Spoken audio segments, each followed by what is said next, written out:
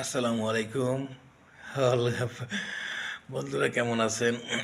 একটা অত্যাধুনিক জিনিস দেখানোর জন্য মানে এরকম আমি সকাল সকাল আমি নামাজ পড়ে আসার পরে আর কি রুমে বসে কথা কইতে আছি। এই যে জানলাটা দেখতে পাচ্ছেন না, এই জানলার এই জায়গায় ঘুঘুয়ে বাসা করছে। আর আমার এই ঘুঘু পাখিটা কিন্তু দেখে না, এটা অনেক জায়গায় ঘুঘু বলে, আবার ডুফিও বলে, অন্যান্য জেলার লোকেরা ডুফিও বলে, কিন্তু আমরা বরিশালিয়ারা ঘুঘু পাখি বলি।